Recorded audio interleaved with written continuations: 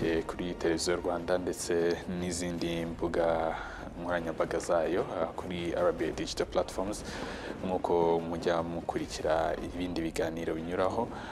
Muri aka kanya ndi kumwe na Minisitiri w'Ububanyi n'Amahanga Ambassador Olivier Nduhungirehe. Turakwakiriye muri iki kiganiro cyihariye kigiye kugaruka ku ngingo zitandukanye zirebana n'umutekano wo mu karere Rwanda ruherereyemo, ndetse n'ibinatwemerera tuze kureba ho gatoya ku bijyanye n'ububanyi n'amahanga muri rusange. Ikaze. Murakoze kunyakira. Yego, nyakubahwa Minister, reka dutangire tubabaza ese ni ibiki bikubiye mu nyandiko mvugo muherutse gusinya i Rwanda mu mpera z'iki cyumweru? Murakoze. Nibyo ku itariki ya 12 Ukwakira twagize inama ya gatanu y'abaministre b'ibihugu bitatu, no kuvuga Minisitiri w'Ububanyi n'Amahanga wa Repubulika Iharanira Demokarasi ya Kongo, nanjye duhujwe n'umuhuza Minisitiri w'Ububanyi n'Amahanga wa Angola, kugira ngo dukomeze ibiganiro bya Rwanda byo kugarura umubano mwiza hagati y'u Rwanda na Repubulika Iharanira Demokarasi ya Kongo. Iyi nama rero ya gatanu ikurikira inama ya kane yabaye ku itariki ya 14 Nzeri, nk'uko mwabyumvise, isa nk'iya dusubije inyuma ho gatoya. Iyo nama ya kane ubundi nayo yakurikiraga inama y'impuguke yari yemeje umugambi cyangwa se inyandiko ihuriweho yo kurwanya umutwe wa FDLR uyu ugizwe n'abasize bakoze jenoside yakorewe abatutsi mu Rwanda, ndetse no kureba ko u Rwanda rwakuraho ingamba rwafashe zo kurinda umutekano warwo. Icyo gihe rero impuguke zari zaremeje uwo mugambi, iyo plan, harmonize plan nkuko bayita mu Cyongereza. Hanyuma bayemeje ku itariki ya 30 Kanama ukwezi kwa 8, hanyuma bayituzaniye abaministre ku itariki ya 14 Nzeri. Impuguke zirongera zirashimangira ko zishyigikiye, zisaba abaministre kuyemera. Nanjye ndayemera nka ministre uhagarariye u Rwanda, ariko ministre uhagarariye Repubulika Iharanira Demokarasi ya Kongo yanga kwemera iyo plan, umugambi, ndetse ananga yuko habaho indi nama y'impuguke yanategura inyandiko mu bya gisirikare bita Concept of Operations, CONOPS, no kuvuga ni inyandiko inonosoye kurushaho ivuga ku ibyo bikorwa bizakorwa. Icyo gihe rero naho ngaho twari duhagaze, kuko iyo nama yarangiye nta mwanzuro ugaragara wafashwe icyo gihe. Hanyuma rero inama ya gatanu baradutumira, twagize ku itariki ya 12 Ukwakira. Muri iyo nama rero twahereye aho twari twarasize inama y'ubushize, noneho twemeranywa ibintu ngira ngo bitatu by'ingenzi. Icya mbere twemeranijweho nuko guhagarika imirwano, ceasefire, yo ku itariki ya 4 Kanama yagumaho, tongera turashyigikira, duhamagarira n'abireba, no kuvuga impande zirwana mu burasirazuba bwa Kongo gukomeza kuyubahiriza. Icyo nicyo cya mbere. Icya kabiri twemeranyijweho, ntabwo icyo twemeranyijweho, buri ruhande rwashimangiye ibyo rwari rwavuze mu nama iheruka kuri iyi plan harmonisé, no kuvuga uyu mugambi uhuriweho kurwanya FDLR no kuvanaho ingamba z'u Rwanda zo kurinda umutekano warwo. U Rwanda rwongeye rushimangira ko rushyigikiye ya plan yari yemejwe n'impuguke. Hanyuma Kongo nayo ivuga ko idashyigikiye plan, ko noneho izana indi plan yindi itandukanye, ngo igamije kugira ngo bikorwa byombi, no kuvuga kurwanya FDLR no gukuraho ingamba z'u Rwanda zo kurinda umutekano byakorerwa icyarimwe. Kandi twebwe twavugaga ko kubera amateka dufitanye na Kongo, ndetse no kubera yuko tuzi ko uyu mutwe wa FDLR gukorana n'ingabo za Kongo ko tugomba kubanza kureba ko hari igikorwa mu kurwanya FDLR nyuma bikaduha icyizere cyo kuvanaho izo ngamba zacu.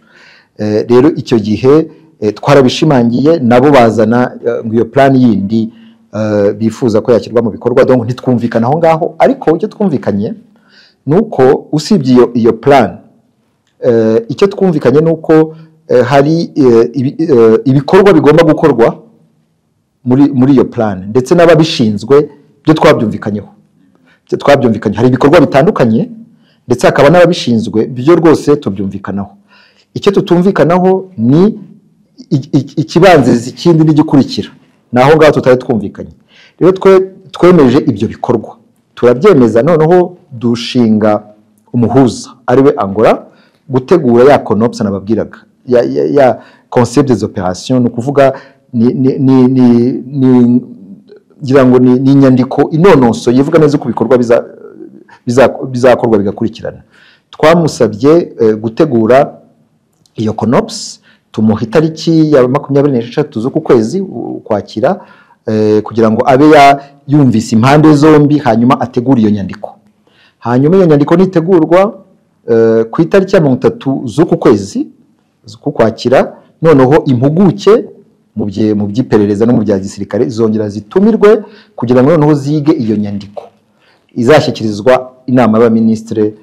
Inama y'abaminisitiri ntabwo turemeza neza igihe izaterana, ariko naho ngaho tugeze. Niyo nyandiko twasabye umuhuza gutegura ku itariki ya 26 Ukwakira, ndetse ikanemezwa n'inama y'impuguke izaba ku itariki ya 30 z'uku kwezi. Ibiganiro byabaye nyuma y'iminsi mike munyomoje ibyatangajwe na Minisitiri w'Ububanyi n'Amahanga wa Repubulika Iharanira Demokarasi ya Kongo ubwo yari ari mu kanama k'umutekano ka Loni.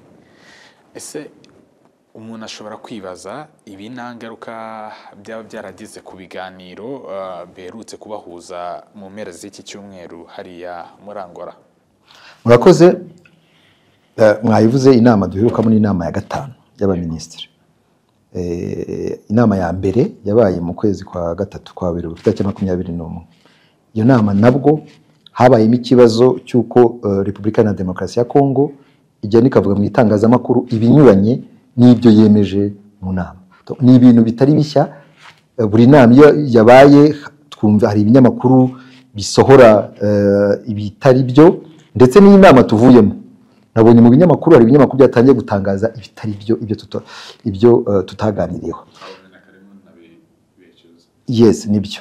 Rero byaheraga mu binyamakuru, ariko rero byafashe interaho Minisitiri w'Ububanyi n'Amahanga wa Kongo ajya mu mbere y'akanama k'umutekano k'umuryango w'abibumbye akavuga ibinyuranye n'ukuri, aho yavugaga ko inama iheruka ya 14 nako inama ya 4 yabaye ku itariki ya 14 Nzeri Kongo itageze ku mwanzuro kubera u Rwanda, ko mu Rwanda ngo hari byo rwanze kandi bitari no mu nyandiko mvugo.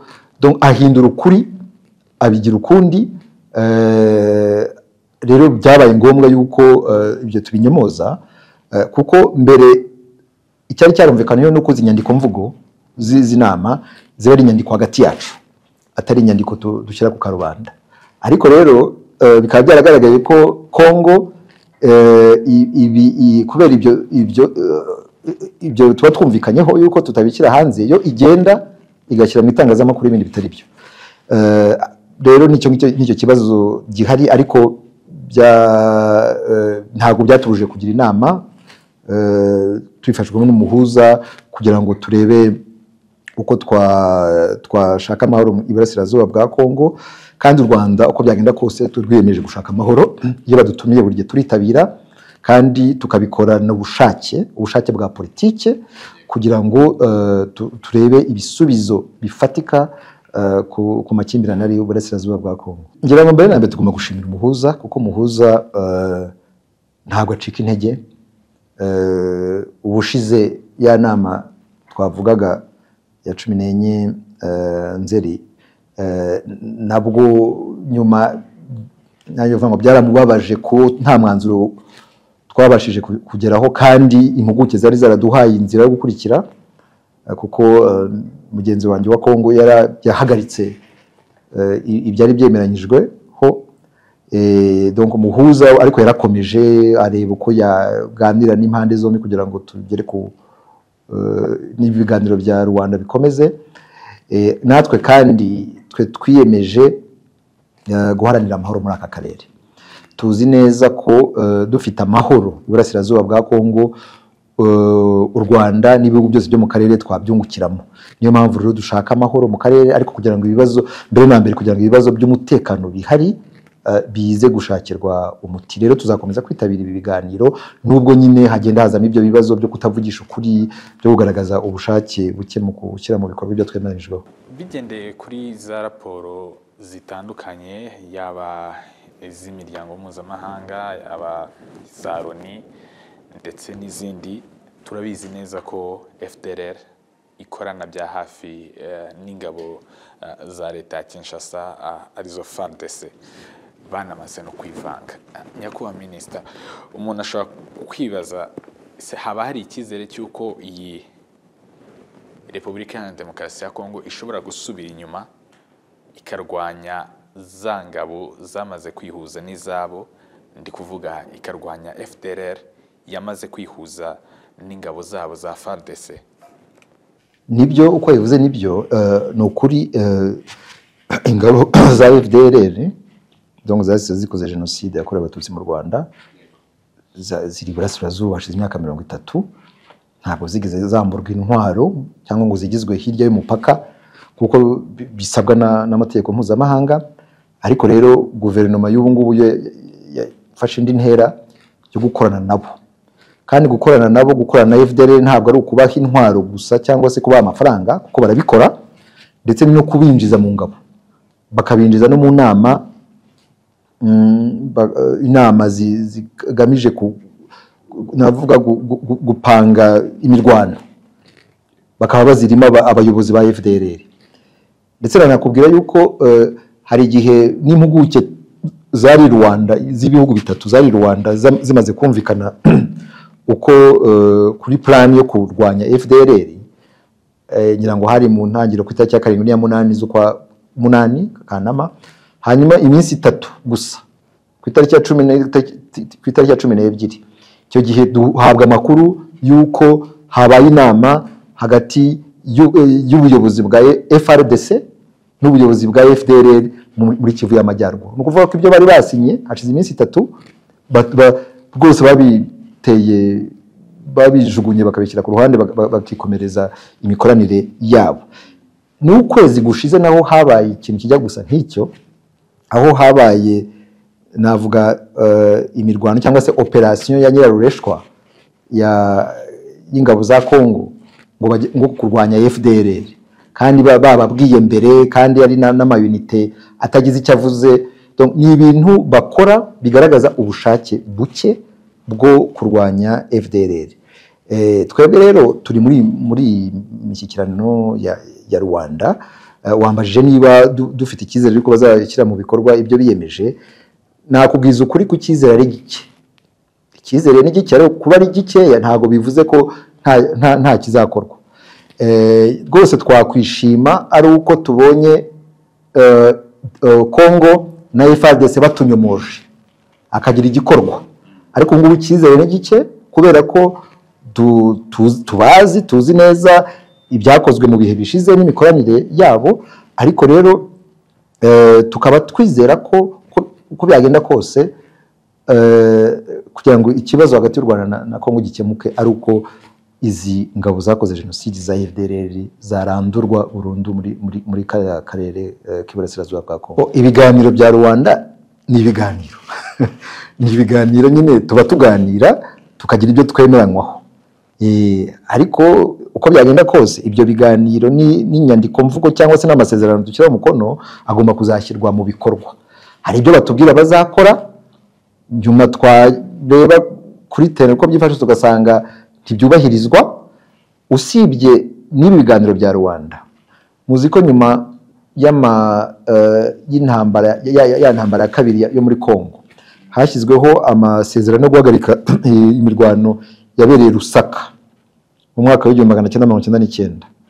ngira ngo kuva icyo gihe kugeza ubu ngubu hashyizweho umukono ku masezerano ngira ngo nk'icumi, kandi yose yavugaga ibintu bimwe by'uko Kongo igomba kurwanya umutwe wa FDLR, imbere babitaga ex-FAR interahamwe mbere ya 2002, ariko ayo masezerano yose yavugaga ibyo bintu byo kurwanya FDLR, ariko ntiyashyizwe mu bikorwa. Rimwe na rimwe iyo habaga ibikorwa kenshi nuko hari ubushake bwa Kongo bufatanyije n'u Rwanda kugira ngo turandure uwo mutwe wa FDLR n'ibya bikorwa za operation ziswe Umoja Wetu n'izindi zagiye ziba kugeza nyirango nko muri 2019. Ariko ubu ngubu ntabwo ariko tubibona, turabona ko nta kintu gikorwa kigaragara. Ubu turacyari mu biganiro, turacyari gusinya amasezerano, ariko uko byagenda kose hagomba kuzaboneka ubushake bwa politiki kugira ngo ayo masezerano ashyirwe mu bikorwa. Bitabiriye ibiganiro byinshi bijyanye n'iki kibazo ndetse n'uburyo bwo kugishyira iherezo. Nyakubahwa Minisita, mu mboni zawe ubona iki kibazo kizakemurwa gute, cyangwa se n'izihe ntambwe z'ingenzi zikenewe mu gushyira iherezo kuri iki kibazo cy'umutekano mu burasirazuba bwa Repubulika Iharanira Demokarasi ya Kongo? Hari ibintu bitatu bigomba gukorwa by'ingenzi kugira ngo iki kibazo gikemurwe burundu.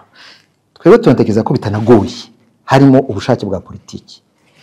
Icya mbere ni uko Repubulika Iharanira Demokarasi ya Kongo igomba kugira iki kibazo icyayo, ntigishyire ku baturanyi, idushinja mu gushyigikira umutwe wa M23. Igomba kugira ikibazo icyayo. Mwabonye ko Kongo aho igiye hose ivuga u Rwanda, iyo igiye mu gusura perezida, yagiye gusura ikindi gihugu avuga u Rwanda, kuvuga umubano wa Kongo n'icyo gihugu.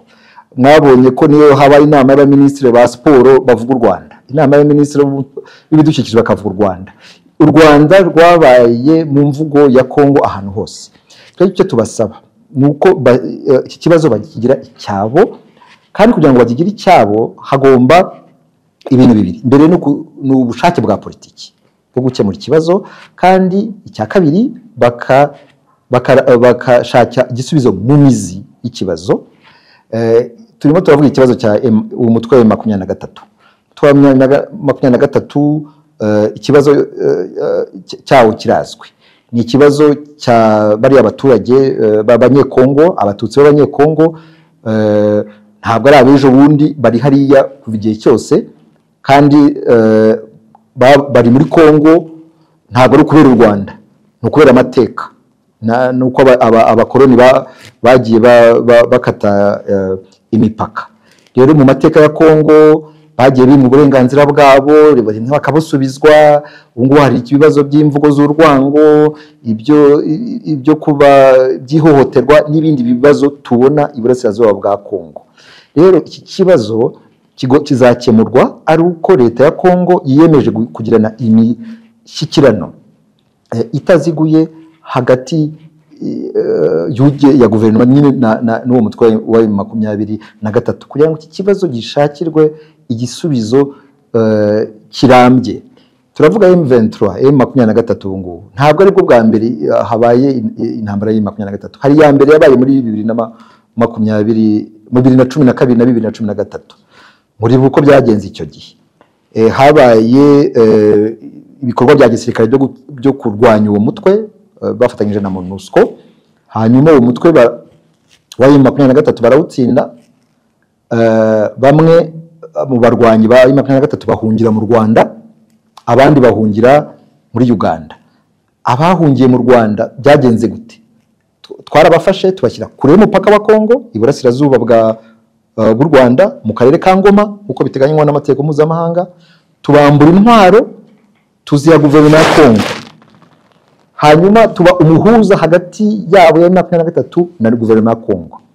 Ndetse mu kwezi kw'Ukwakira muri 2019 hashyizweho amasezerano y'ukuntu ibintu bigomba kugenda kugira ngo bazasubire mu buzima busanzwe, bazasubire muri Kongo. Ariko ayo masezerano ntabwo yizwe ashyirwaho,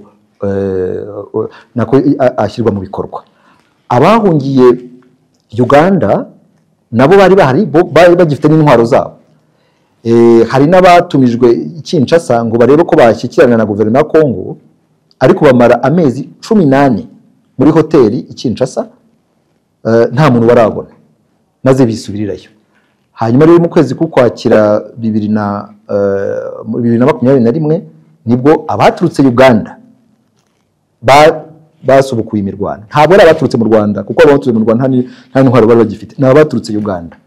Ariko sinzi ukuntu icyo kibazo rero Kongo yagiye kigira ikibazo cy'u Rwanda, kandi bigaragara ko nta hantu bihuriye n'u Rwanda. Donc ikibazo cya mbere guverinoma ya Kongo igomba gukora ni ukugira ikibazo cyayo kandi igashaka umuti w'ikibazo cya M23 hashingiwe mu gushaka igisubizo ku mizi y'ikibazo.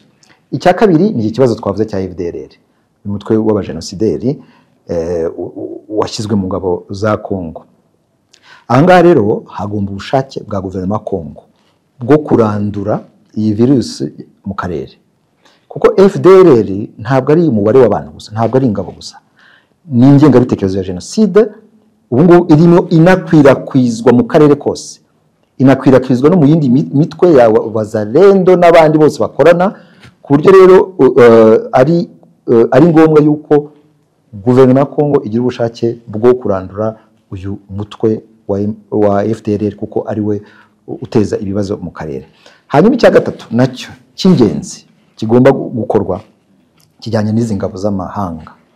Murabizi ko ingabo za FARDC zikorana n'ingabo n'imitwe yitwaje intwaro, uyu mutwe wa Wazalendo w'abanyekongo baha intwaro, maze ariko mukaba mwarabibonye bagahohotera abaturage. Ariko usibye n'uwo mutwe w'abanyekongo wa Wazalendo bakorana na batumije ingabo z'amahanga ngo zize kubarwanirira intambara yabo. Ubu hari ingabo z'u Burundi ziri muri Kongo zihuje ingengabitekerezo na FDLR, ingengabitekerezo n'ingabo za Kongo. Hari ingabo za Sami DRC zaje ngo zije kurwanya M23, hakaba ndetse n'abacanshuro b'abanyaburayi. Ahangaha ndetse turanabaza abanyaburayi ukuntu bemera ibyo bintu, bemera yuko abacanshuro b'abanyaburayi baza mu gihugu muri Kongo binyuranyije n'amasezerano mpuzamahanga, kandi bakaba baje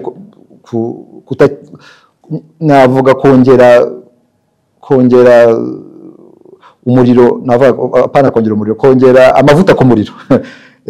Rero ibyo bintu byuko ingabo z'amahanga ziza zitaje gukemura ikibazo ariko zije kurwanirira Kongo, kandi twifuza yuko haba ibiganiro, ibyo ni ikibazo leta ya Kongo ndetse n'ibyo bihugu bigomba kwibaza kugira ngo bishake umuti urambye. Rero turahamagarira ibyo bihugu gutekereza neza ku mpamvu bari muri Kongo, kuko uko byagenda kose ntabwo izo ngabo ziri muri Kongo kugira ngo zikemure ikibazo. Reka dusoze nk'uko nari nabivuze, turaza no ntago turi bwitse cyane kuri iyi ngingo y'umutekano gusa, kuko u Rwanda rugenda rwagura amarembo hirya no hino mu bihugu byo ku isi. Tugenda tubona bimwe mu bihugu mwasinye n'amasezerano yo gukuriraho impapuro zibyinjiramo, ndetse nabo baza binjira mu Rwanda arizo za visa. Nyakubahwa Minisita, ibi ngibi bifungura yahe marembo abanyarwanda, by'umwihariko baba bikorera, baba abanyarwanda bajyayo bagiye guhaha ubumenyi, ndetse no mu buryo mpuzamahanga